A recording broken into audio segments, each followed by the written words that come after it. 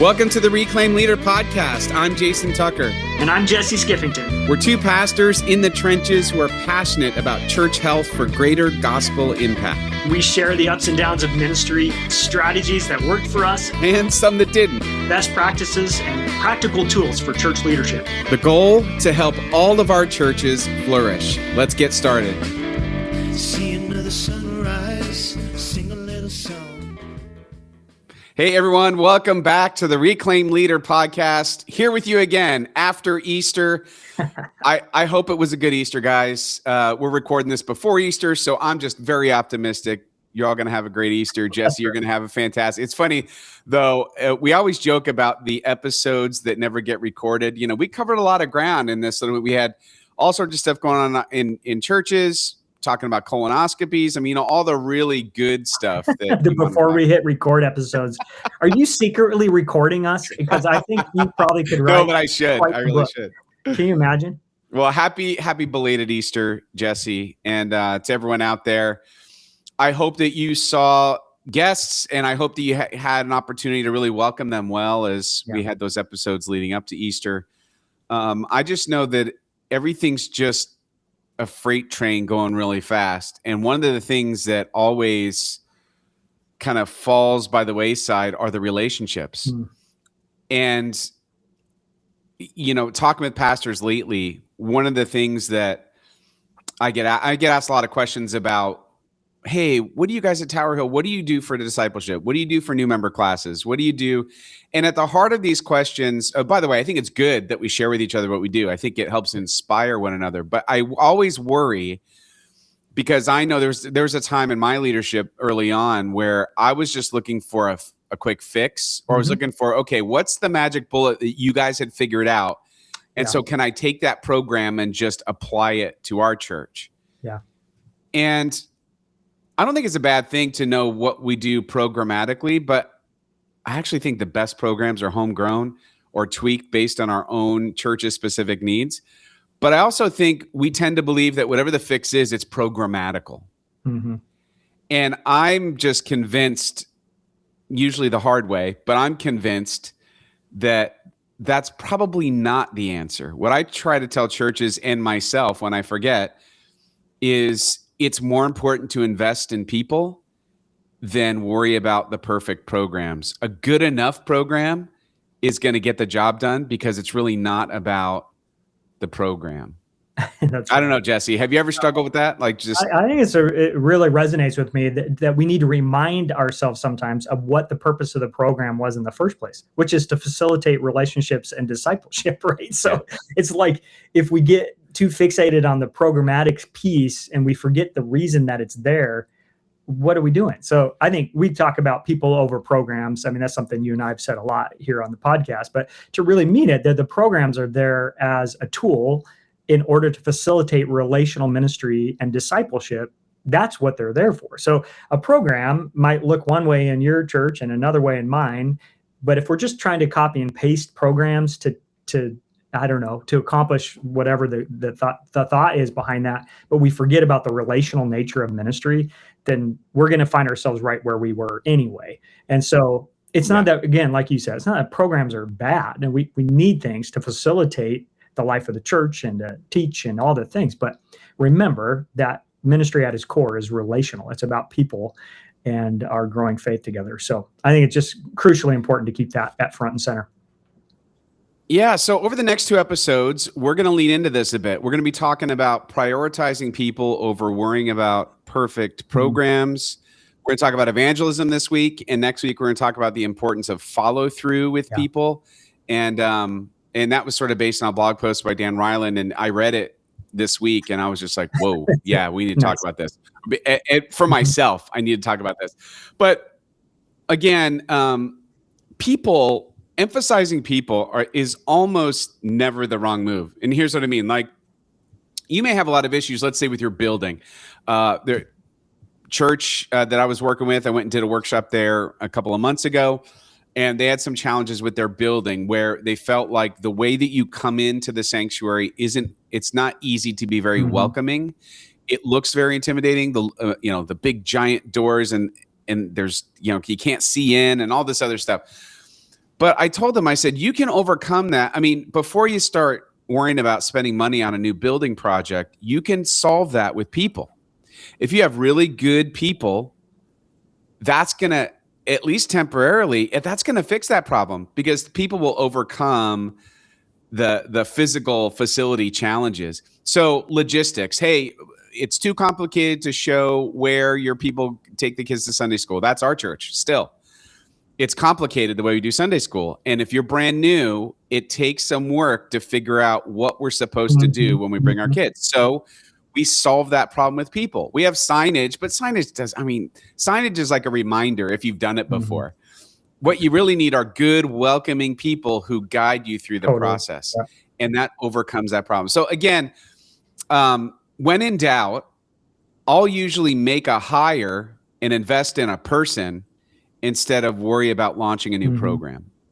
Like, I would rather invest that money, all things being equal. If I need a part-time person to take care of a ministry need, I'd rather do that than try to invent a new program to try to fill that need, if that makes sense. No, it totally does. I think in that context too, there's a person who can be responsive to the felt needs that are showing up, right? And maybe a program of sorts or a system grows out of that person's role, but it's going to be in response to what they're seeing on the ground.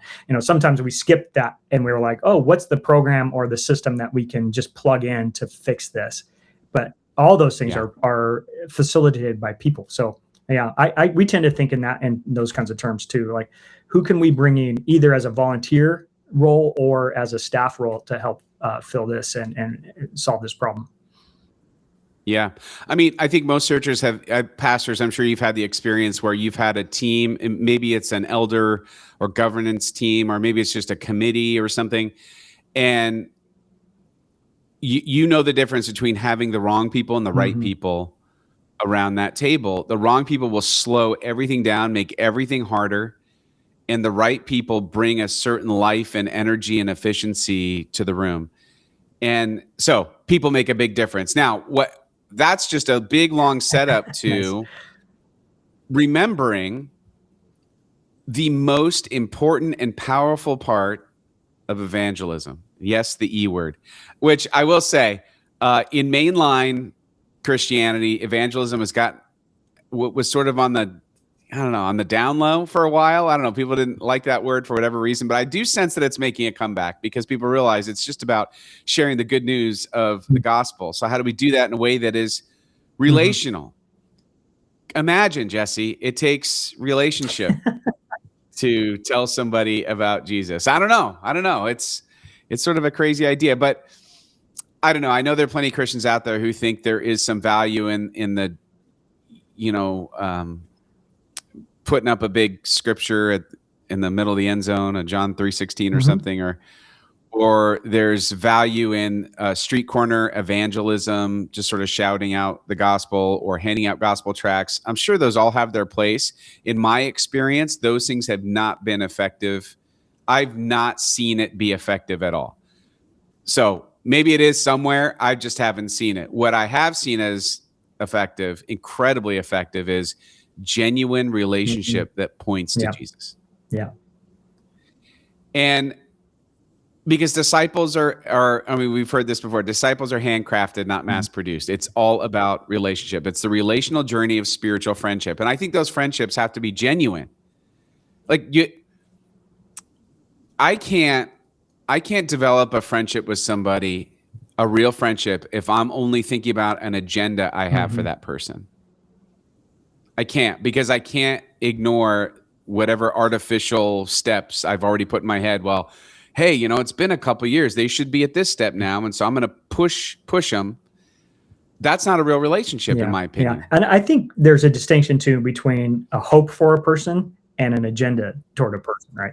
Yes. And we're going to get into some of that stuff, but it's like you can genuinely desire that person to have a relationship with Jesus because that's what's best and good for them, while also not having an agenda to try to do something to them. Because the minute that they sort of sniff that out, it destroys sort of that relational credibility, and it has an impact on your ability to actually lead them in a direction that might be helpful. So I know we're going to dive into some of that stuff with one of my favorite resources. It's just so good.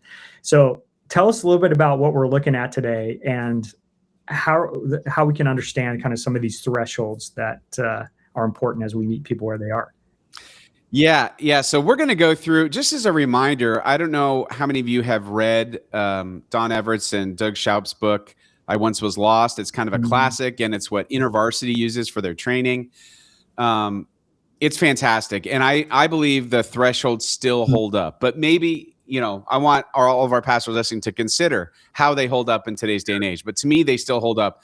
And it's all about, how do we make sure we don't just assume where people are spiritually, and that we understand what the needs are relationally as they go through each of these thresholds of faith. And the whole concept is most people aren't just right on the precipice of faith when you meet them.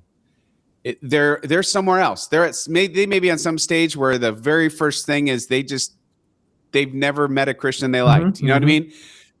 So it's going to take a while. It's going to take these thresholds they're going to go through. And I think that's really, really helpful for churches to think about. So let's get started. Let's jump into the thresholds. And then I have just a little kind of couple of tips on how to do this relationally. But again, the book is I Once Was Lost. And Doug's going to be a guest on our podcast actually in a few weeks.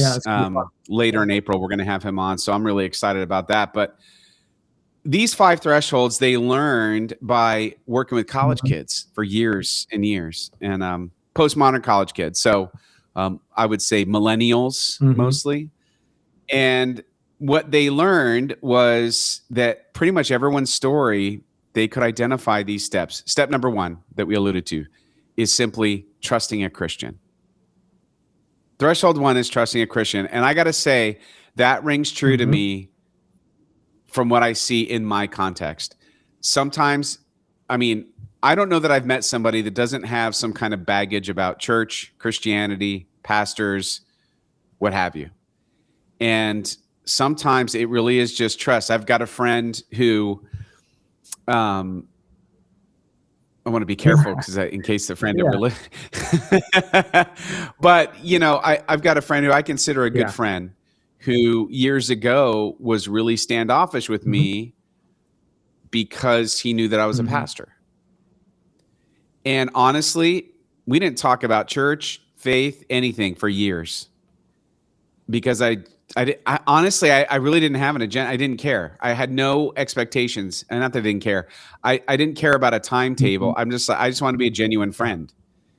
And eventually that led to some openness when it comes to faith. And I think it was just a trust building process for him.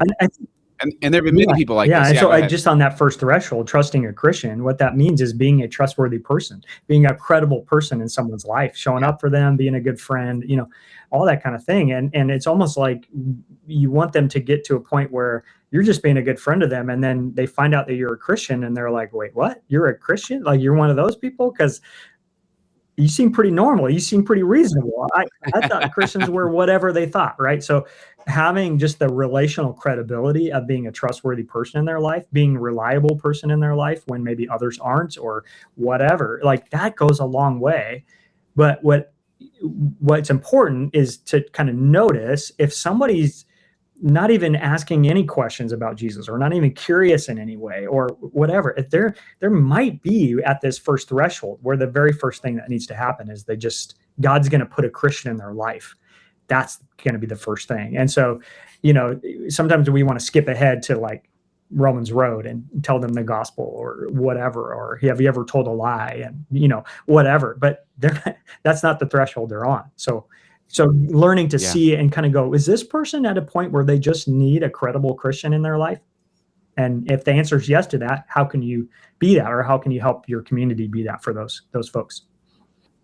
Yeah, it's about meeting them where they are and genuinely caring for them. Genuine relationship. And what I've discovered, and I know you have too, Jesse, is that when you start building friendships like this, the spiritual questions end up coming to you. You don't have to push them. When they're going through something in their life, or they are confused, or they're going through a hard time, they know exactly where to go, and they'll start asking those questions. And then it's usually when we get scared, we're like, oh, I don't want to ruin the friendship. Like, relax. They're asking you. It's Yeah. okay. Is there another some You know, trust built there, right? Because it's like yeah, anyway, yeah. So that's the first threshold. yeah, Is crucial. yeah. And so what we talk about as a leadership here at the church is, okay, what does that mean for what we do as a Mhm. church?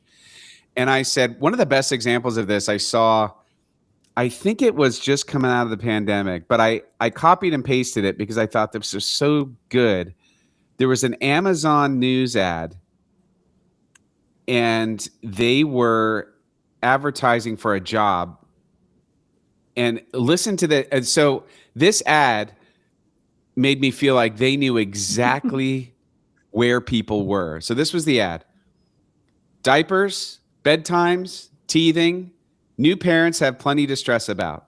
And with only 23% of US workers having access to paid leave, too many families are set up to struggle. Amazon offers up to 20 weeks of 100% paid leave, fully paid, so parents can be fully there. Brilliant. They were able to tap into, and I know it's marketing, but they were able to tap into a felt need that I believe made young parents feel seen. And I was thinking, if Amazon can figure that out, why can't we churches figure that out? How do we meet them where they are? That's part of building trust. I feel like they get me. They Yeah. get me. And that's a trust builder. So how do we do that in a salesy way? We're not trying to sell, but we are just trying to help them understand that we get them. I think it really is in some ways it's about how do we help our people think in terms of like, what can I do that's just a, a friendly thing? How can I be a good friend to people? Just starting there, Yeah. what kind of friend would I want in my life? And trying to be thinking those kinds of terms and be curious about people's lives, get to know their lives and be open and curious about that. I think one of the best ways to build a relationship is through shared experiences over time. And so, what's a common interest that you share? I mean, if you like the same music group, go do something. I don't know. It's those things that build relationship that are enjoyable in and of themselves that may then lead to some other opportunities down the road. But yeah. Yeah. And then when I am talking about church or the Christian faith, what I'm intentional about is I want it to be winsome and inviting. I'm not just complaining about church people or whatever pastors do. We have a tendency to do that, but I just want to make it winsome and inviting. Okay. The second threshold after the trust building is they become curious about their faith. And they start asking questions. That's the point where they may start asking you questions in that friendship. And this is where most people get nervous, or most Christians get nervous. They're like, I don't have all the answers. And so sometimes they'll even shut down the conversation because they're too afraid. I didn't go to seminary. I didn't know that. And I'm like, guess what? I did go to seminary. I don't have all the answers either. Yeah. I have ways of, I've got my toolbox that I can use in these conversations, but I don't know. And just don't be afraid to say you don't know. I think that is so disarming when someone asks you something and you're just like, you know what? I'm not sure, but here's what I do know. No, I think that's spot on. And I think as a reminder in the book, what Don and Doug help us understand is that crossing the threshold, that wasn't our job to do that. It's like something God does in their heart, right? So it's like they went from trusting a Christian to now being curious. And I think sometimes one of the best ways to meet curiosity is through shared curiosity, or to ask a question about their question. Well, what makes you so curious about that? Like, what came into your mind that you were wondering about that? Or, let's figure this out together. Yeah, I'm not sure about that, but I'm curious too. Or, you can kind of come alongside their curiosity rather than feeling the pressure, like you said, to answer every question to their satisfaction or something. Yeah. And I think it's in the book where they say, Jesus asked like 183 questions, or he was asked 183 questions and he gave only 3 answers. And the rest of the time he'd follow up with more questions. Yeah, he's curious about their curiosity, right? Or whatever. Right? And I think that's a good posture. Yeah. Yeah. And whenever this starts happening, I think it's just resisting the urge for things to turn into a debate. I think that's where people get stuck. That's where I've gotten stuck in my life, is where they start asking questions and I try to have an answer and then they come back with, yeah, but, and then it kind of escalates. And I'm trying to prove a point. And nobody wins. It actually doesn't do anything for them most of the time. and it's only creating a little distance Mhm. relationally. Yeah. So I think that's the danger when it comes to this stage is, first of all, feeling like you have to have an answer for everything, and then allowing it to turn into Totally. just kind of like, Bible darts, and Totally. I'm gonna Yeah.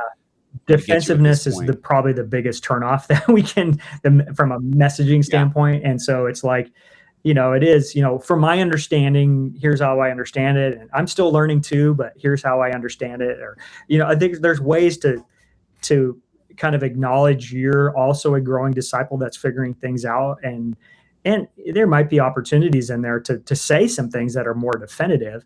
But remember, they're at a curiosity phase. They're not ready, really. They're not seeking yet to step toward Jesus or follow him. They're just wondering about, why do you're a reasonable person, Jason, why do you believe what you believe? What's that about? Because the other, my caricature of a Christian is not you. So now I'm curious, but we don't have to answer every single question, because that's not the threshold yet. Just meet them in their curiosity. Yeah. Then it's seeking after God, right? Then they start actually seeking. But here's the thing. This is the thing that I thought was so helpful in this book is threshold 3, seeking after God, is where most evangelism assumes we're starting. Yes. Yeah. We skip those other curiosity and just trusting a Christian. We go straight to, let me give you the steps here. Yeah. Yeah. And this is an exciting phase, but it's also a phase that people get stuck on for a long time.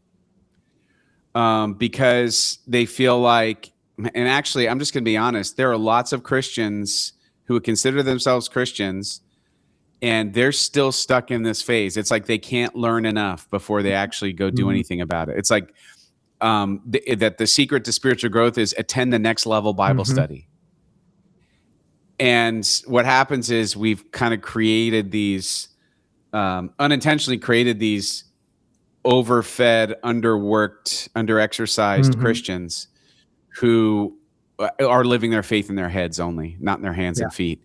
And that's tough to get out of. I mean, it's easy to get stuck there. Yeah, it really for is. sure. And so what are some things that we can do to meet people if we notice that they've gone from that first threshold where they just need to know a Christian that they can trust and build that relationship, to just curiosity? Maybe they're not even really intentional yet about their curiosity. They're just genuinely curious. And then when they get to that seeking phase, what are some indicators that that's where a person is, and how would you recommend that we meet them there? What is it that we're meeting them there with? Yeah, I think it's meeting them with the good news of the gospel. I think that's the Romans Road phase. You know what I mean? Where we are walking with them to the cross and helping to explain what it means that Jesus did what he did. And I don't think it's any more complicated than that. I really don't. And that it's okay to come to the cross with all of your questions and doubt. That's okay. You can carry that stuff with you. I don't think God wants you to keep it, but it's okay you don't have to get rid of all doubt before you come to Jesus. Yeah. But I think that's sort of that stage. That prayer, I believe, help my unbelief. Help me over. It's like I'm riddled with doubts, but I want to believe. And so just helping people kind of to sort through that and to understand. And so in some ways, our job there, I think, is to get clear in our own understanding of the gospel, at least as clear as we can get. What does it mean? What does it mean that Jesus dies and rises again? What are the implications of that for us? And how do we have an answer that we can explain why that matters for that person's life or for our own life? And so taking some time to get some clarity about the gospel so that you can answer, not perfectly again, but to the best of your understanding and what the gospel is meant for you as someone seeking. You can give them some things to hold on to. Whereas curiosity, you don't want to inundate somebody with tons of information in the Romans Road, but now is the time to help them get their hands a hold of what it is Christians believe and why. Yeah. Now, I think in my notes, I had it both ways, that there's a threshold between curious and that's the seeking. open threshold, right? But I also think what I've seen is that that the third threshold often comes after the seeking after God. And that is the being open to change. Because and from what I understand, this is the hardest threshold of them all. So whether you want to place it as they place it between curious and seeking, or between seeking and actual faith, it's that openness to change where people are most resistant. Yeah, and it may be that it depends on the person, on whether openness to change happens first or seeking.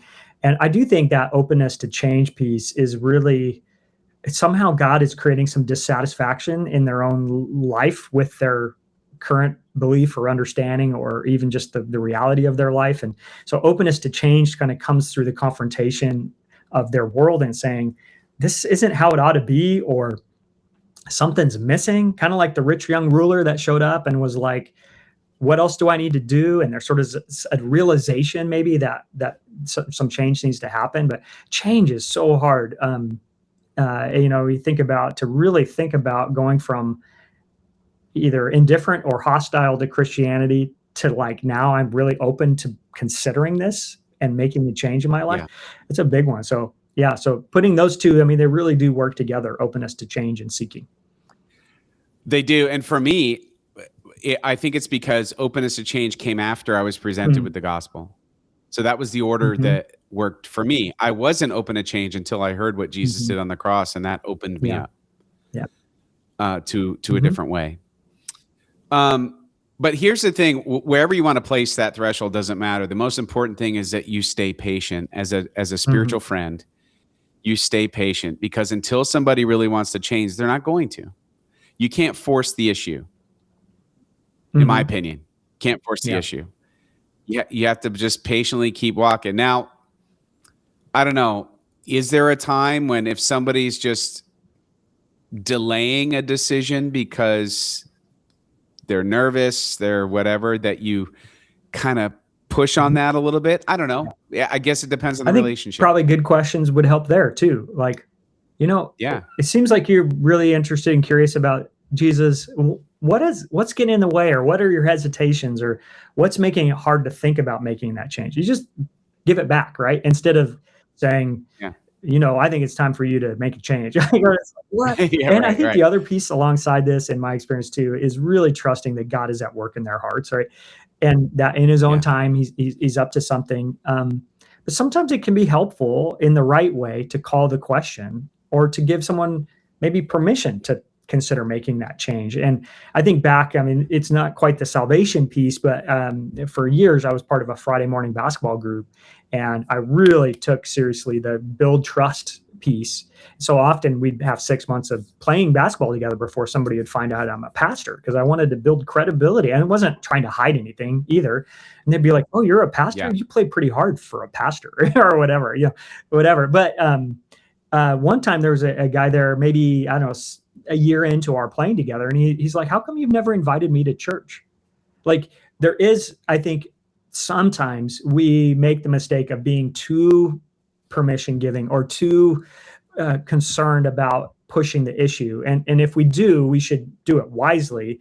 But it may be that if you're the Christian in that person's life, and they're open to change, or they're seeking, they're kind of looking to you to be their guide in some way, as God's working in them too. So balancing that well and doing it wisely, I think is important, like you said, and maybe doing it in the form of good questions rather than telling them the answers or something like that. And that has to do with our own discipleship. So if we're listening to the Holy Spirit, we're going to know when to push in and when to sit back. Yeah, definitely. Yeah. This is discernment. And then lastly, of course, is crossing the threshold of faith, personal relationship with Jesus Christ. And what I like about these thresholds, what I think are so important, is just to remember that everybody, it happens different, but they're usually crossing several of these thresholds to get there. It's rare that you get somebody who has some animosity toward the church, and then the next step is they come to Jesus, although that does happen. But just to remember that people are not, I mean, everybody's different, and it's all about the relationship and how can you help cultivate a relationship that genuinely loves Mhm. and cares for them while at the same time pointing to Jesus along the way. That's That's it. really what we're trying. So, institutionally, what are we doing as the local church to do that? I think we're talking about it all the time with the Christians in the room. You know, we talk about it in small groups, and we talk about it in Bible studies. We talk about it in our leadership meetings. We talk about it, and we work on it. We think through it. We hear case studies in people's Mhm. lives, you know, confidentially. We hear, and I think it's what gets acknowledged and celebrated gets repeated. So I think if we keep that on everybody's frontal Mhm. lobe, um, I think we got a shot at creating a culture of Mhm. invitation based on this. If everybody's Yeah. doing it, but I think part of it, right, Jesse, is like, how do we just make sure that everyone in the pews realize they own Mhm. this process? Um, it's not just the leaders of the Yeah, and church. in some ways it takes the pressure off to understand a little bit of where people are and to kind of have some eyes for that, right? So then here we're saying here's some tools and we just want you to learn how to meet people where they are and notice where they are. And so that in itself, I think, is a tremendous gift that we can give to people instead of saying, we want you to go tell people about Jesus.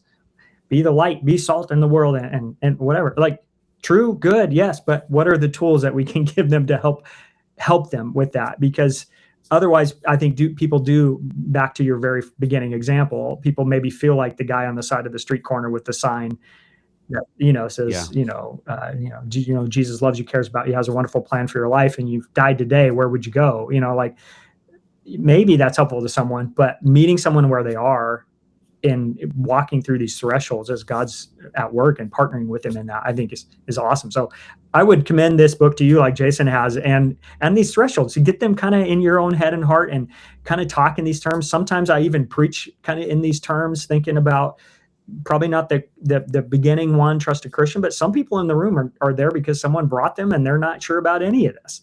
So how do you be yeah, credible, kind of across all those things and still speak deeply to the truths of the Christian faith for growing disciples? Kind of that's that deep and yeah, wide piece, right? yeah.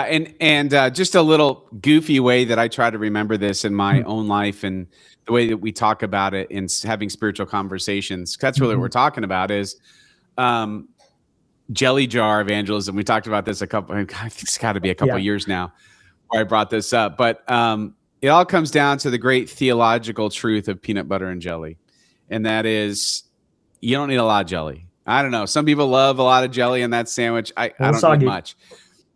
Jelly, listen, jelly is strong and a little bit goes a long way. And I see, and that's the same thing with our relational evangelism. And here's what I mean is use it judiciously, resist the urge to, again, try to convince intellectually Mm-hmm. through argument and just try to love and point to Jesus. Like one of the things that I do is I just say things like, "Hey, I don't know about you, but what works for me is this." And I'll talk about my relationship Mm-hmm. with Jesus. And I said, I don't know about you.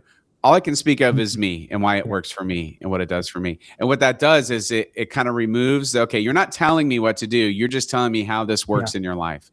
And it kind of takes the Yeah. edge off. Yep. I think it's good stuff, Jason. And I think one of the other little tidbits in there too is that you might be part of what God's doing in their life for thresholds 1 and 2, and someone else might come along and be part of what God's doing in their life for the other thresholds, right? So you might not be Totally. the one to walk with them all the way to faith. So lots to think about, but so important and so good because this is why we're here to share the good news of Jesus with our neighbors and our friends and to be that light in the world. That's it. And just like a jelly jar, man, sometimes all I gotta do is take the lid off and let it breathe. Just leave the lid off. And as they ask questions and as they dive in, you can just apply it A a little little bit dabble at do a you. time. Don't dump the whole jar out. But you know what I mean? But so thinking about it that way, or however you want to think about it, it's really how do we do this well? We do it through genuine relationship that tries to avoid having spiritual agendas that we Yeah. dictate. So anyway, emphasizing people instead of perfect programs. This is true. Relational evangelism is far and away the number one way that people come to Jesus, and that is by design. So let's not worry about having the perfect evangelism program. Let's worry about equipping our people to have really good spiritual friendships. All right. Well, thanks everyone for listening. Reach out to us anytime, Jason or Jesse at reclaimleader.com. Thanks so much to everyone who's joined us in the last few weeks. And man, we love doing this. It helps us keep all this stuff front of mind. And I hope it's helping you as you seek to lead your church. Again, happy belated Easter, everyone. Until next time, ministry is hard. It is so much better when we do it together.